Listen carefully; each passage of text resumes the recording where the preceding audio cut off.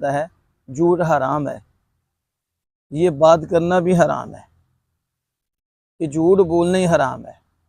नाउज़ुबिल्लाहि मिन ज़ालिक, ऐसी बात कभी ना किया करें। हर जगह झूठ बोलना हराम नहीं है, बाद जगह झूठ बोलना वाजिब होता है और बाद जगह झूठ बोलना जायज़ होता है और बाद जगह सच बोलना हराम होता है, बाद जगह सच बोलना वाजिब हो जाता है। इसके लिए हमें इल्म दीन सीखना चाहिए। एक आप गीबत ही लगा लो कि गीबत उसकी बुराई है, उसमें पाई जाती है, लेकिन आपको इजाज़त नहीं है कि आप उसकी गीबत करें। है सच कि उसमें बुराई है, लेकिन अब आपको उसकी बुराई करने की इजाज़त नहीं, सच बोलने की इजाज़त नहीं है यहाँ। इसी तरह मियाँ बीवी के अंदर लड़ाई हो रही है तो उनको आपस में मिलाना है। अगर झूठ बोल के मिला सकती हैं तो मिलाना जायज़ है। झूठ बोलकर, यहाँ सच बोलना वाजिब ज़रूरी नहीं है, बल्कि यहाँ झूठ बोल के अगर वो मिल सकते हैं उनको मिलाओ।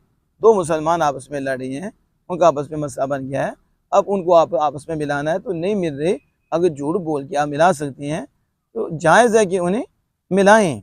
बीवी को कहें कि तेरा खामन बड़ा अच्छा है, उसमें तो ये तेरे मुतालिक तो इतनी अच्छी बातें कर रहा था, और खामन को कहें बीवी तो तेरे मुतालिक बड़ी अच्छी बातें कर रही थी, हालांकि ये झूठ है, लेकिन इस झूठ से वो मिल रही हैं और चीज़ ज़्यादा दे रही है, ये झूठ जो तो जायज़ है। यही सूरत ये है कि आप मजलूम की मदद कर सकती हैं, तो जब मदद कर सकती हैं तो फिर झूठ बोल के कर सकते हैं, तो फिर आपके लिए झूठ बोलना वाजिब है कि आप उसकी जान बचाएं। आप मजलूम का माल बचा सकती हैं और झूठ बोल के बचा सकती हैं, तो आप झूठ बोलकर माल बचाएं।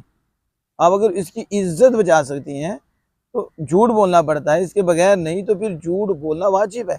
यानी भाई की इज्जत, भाई का माल, भाई की जान बचाने के लिए झूठ बोलना पड़े और झूठ बोलना से ही काम बने, तो उसके लिए झूठ बोलना उस वक्त वाजिब और ज़रूरी हो जाता है।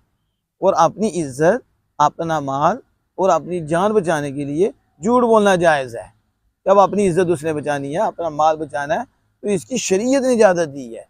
इसलिए ये कहना कि हर झूठ बोलना हराम है और बस सच ही बोलना चाहिए, नहीं, बात सच हराम है।